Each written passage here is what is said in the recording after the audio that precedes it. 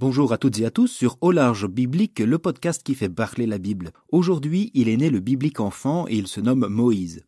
Mais avant d'aborder le récit de sa naissance, la Bible, au livre de l'Exode, raconte d'une manière assez développée quand même l'environnement, le cadre narratif et historique de cette naissance. Mais dans quel but? On découvre cela après le générique.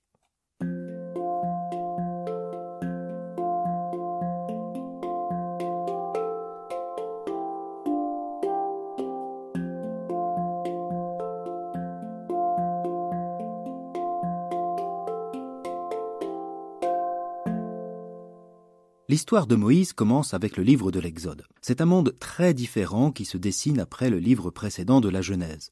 L'histoire et les récits de la famille d'Abraham, Isaac, Jacob et Joseph avaient fait parvenir les fils d'Israël Jacob en Égypte, où ils avaient trouvé refuge auprès de leur frère Joseph qu'ils avaient trahi. Une histoire d'ailleurs sur laquelle nous reviendrons un jour. Le livre du récit de l'Exode débute donc en Égypte, mais tourne la page d'une nouvelle saison avec une nouvelle génération et bientôt un nouveau pharaon. Ainsi nous lisons au chapitre 1 du livre de l'Exode. Les descendants de Jacob étaient en tout 70 personnes. Joseph, lui, était déjà en Égypte. Puis Joseph mourut, ainsi que tous ses frères et toute cette génération-là. Les fils d'Israël furent féconds. Ils devinrent très nombreux. Ils se multiplièrent et devinrent de plus en plus nombreux. Toute la terre du pays en était remplie. Un nouveau roi vint au pouvoir en Égypte. Il n'avait pas connu Joseph. Inutile de nous demander quand cela s'est passé. La rédaction du livre de l'Exode se situe aux environs du VIe siècle avant Jésus-Christ. Le récit lui-même nous fait passer d'une généalogie connue avec Jacob et ses fils dont Joseph, un clan de 70 personnes, à une génération anonyme dans un temps ici indéterminé. Les noms propres ont disparu, le nom du pharaon n'est pas mentionné et l'expression « les fils d'Israël » se distingue narrativement des descendants directs de Jacob. Et il apparaîtra également la dénomination « les Hébreux ». Le début du livre de l'Exode prend soin de souligner la rupture avec les récits fondateurs de la Genèse, où d'ailleurs l'Égypte était considérée comme un lieu de refuge accueillant. L'histoire de Joseph paraît même oubliée. Un nouveau roi vint au pouvoir en Égypte, il n'avait pas connu Joseph.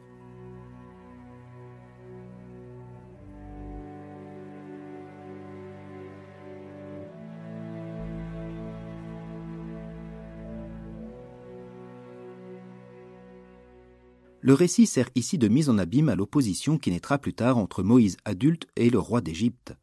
Narrativement, il sert à expliquer comment ces fils de Jacob accueillis à bras ouverts hier sont aujourd'hui craints et réprouvés.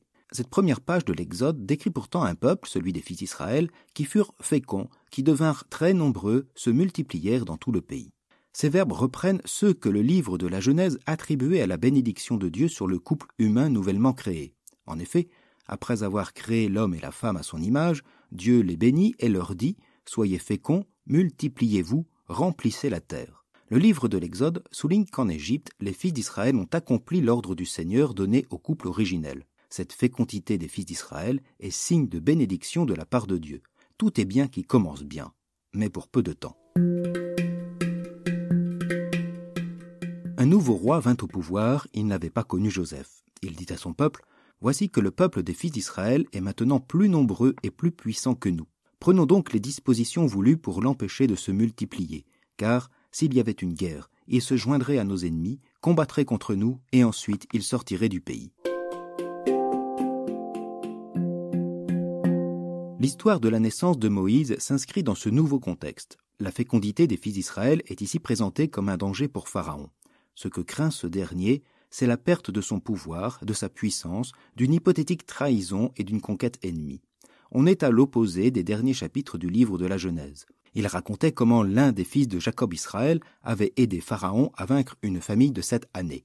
Devenu ministre, il fit venir son clan. Bref, la présence en Égypte de Joseph, le juif béni de Dieu, était présentée comme une bénédiction pour tout le pays, ce que Pharaon reconnut.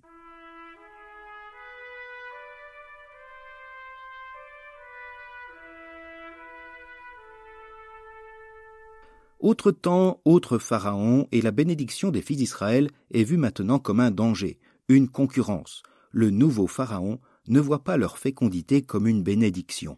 Ce n'est pas le risque d'une famine à cause d'une surpopulation qui est mise en avant, mais la crainte d'une hypothétique trahison. Les fils d'Israël sont vus comme un corps étranger, dangereux, et les naissances une menace contre son pouvoir et son pays.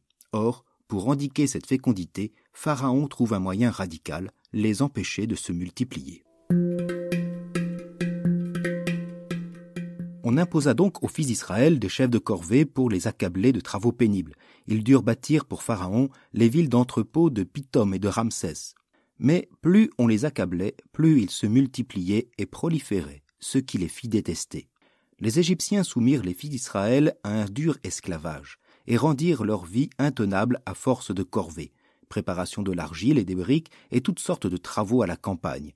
Tous ces travaux étaient pour eux un dur esclavage.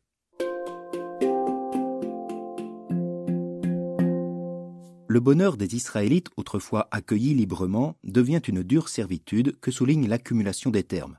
Corvée, accablé, travaux pénibles, esclaves, vie intenable. Tout va crescendo dans les mesures, tandis que dans un mouvement inverse, les fils d'Israël tombent et tombent en esclavage à la campagne pour bâtir des villes hautes. Mais il semble que la mesure de Pharaon n'arrête en rien la bénédiction divine. Les naissances se multiplient malgré des conditions qui empirent. Alors, Pharaon prend une effroyable mesure. Alors le roi d'Égypte parla aux sages-femmes des Hébreux dont l'une s'appelait Shifra et l'autre Poua. Il leur dit « Quand vous accoucherez les femmes des Hébreux, regardez bien le sexe de l'enfant. Si c'est un garçon, faites-les mourir. Si c'est une fille, laissez-la vivre. » Effectivement, puisque le fruit ultime de la bénédiction divine tient en la fécondité, alors autant mettre radicalement fin à celle-ci. Il faut avouer que la mesure peut sembler étrange sur bien des points. Tout d'abord, les fils d'Israël sont qualifiés d'Hébreux pour la première fois dans le livre de l'Exode. Cette terminologie est majoritairement péjorative dans la Bible. Elle y est mise quasi exclusivement dans la bouche des adversaires aux fils d'Israël et renvoie à une condition servile. Le récit insiste donc sur la situation dans laquelle se trouvent les fils d'Israël. Après 400 ans d'esclavage, les choses ici n'ont fait qu'empirer. Cette condition pauvre des Hébreux suscite mon second étonnement. Pourquoi ces nombreuses et serviles femmes hébreux ont besoin de sages-femmes? D'autant qu'elles ne sont que deux à être citées et le récit nous livre leurs noms, Shifra et Poua. Il ne nous est rien dit de leur nationalité et leurs noms n'ont rien d'explicitement symbolique. Si le récit puise dans des traditions qui mentionnent ces deux femmes, il permet donc de souligner plusieurs contrastes qui desservent le roi d'Égypte. D'un côté, un pharaon anonyme, de l'autre, des sages-femmes passées à la postérité. Et pour mettre à mort les nombreux enfants mâles, Pharaon fait appel à deux femmes dont le métier est de faire naître. Aujourd'hui, on découvre le métier des sages-femmes avec Laure. Laure, c'est une sage-femme qui travaille en libéral et qui travaille aussi à Libourne, près de Bordeaux. Moi, ce qui m'a étonné le plus dans ce métier, c'est que je ne m'attendais pas à la diversité de tout ce qu'on pouvait faire. Mon autre étonnement concerne la mesure d'éliminer les garçons et de garder les filles. Ce sont pourtant ces dernières qui mettent au monde les enfants. Éliminer les enfants de sexe féminin aurait été plus efficace, du moins à long terme. Mais ce n'est pas la surpopulation que redoute Pharaon. On se souvient que le récit insistait sur la crainte de Pharaon d'une menace hébreu. Éliminer les garçons, c'est éliminer d'emblée de futurs guerriers, de futurs féroces ennemis. Mais là encore, après l'esclavage, la mesure est inefficace. Dieu est encore vainqueur. Mais les sages-femmes craignirent Dieu et n'obéirent pas à l'ordre du roi. Elles laissèrent vivre les garçons. Alors, le roi d'Égypte les appela et leur dit « Pourquoi avez-vous agi de la sorte? Pourquoi avez-vous laissé vivre les garçons ?» Les sages-femmes répondirent à Pharaon « Les femmes des Hébreux ne sont pas comme les Égyptiennes. Elles sont pleines de vitalité. Avant l'arrivée de la sage-femme, elles ont déjà accouché. » Dieu accorda ses bienfaits aux sages-femmes. Le peuple devint très nombreux et très fort. Comme les sages-femmes avaient craint Dieu, il leur avait accordé une descendance. Pharaon donna cet ordre à tout son peuple. « Tous les fils qui naîtront aux Hébreux, jetez-les dans le Nil. Ne laissez vivre que les filles. » Face au roi d'Égypte, les sages-femmes louent la vitalité des femmes hébreux. La situation s'aggrave. La mansuétude des sages-femmes tient à leur crainte de Dieu, une expression dans la Bible qui signifie respecter Dieu. Leur refus d'obéir à Pharaon s'enracine donc dans la foi. Et Dieu gratifie celles qui, face au roi d'Égypte, louent la vitalité des femmes hébreux. Et dans le même temps, le Seigneur confirme sa bénédiction aux fils d'Israël qui deviennent encore plus nombreux. La lutte entre Pharaon et les Hébreux devient maintenant une opposition effrayante. Pharaon et son peuple contre le peuple de Dieu et les fils d'Israël. Pharaon donna cet ordre à tout son peuple. Tous les fils qui naîtront aux Hébreux, jetez-les dans le Nil, ne laissez vivre que les filles.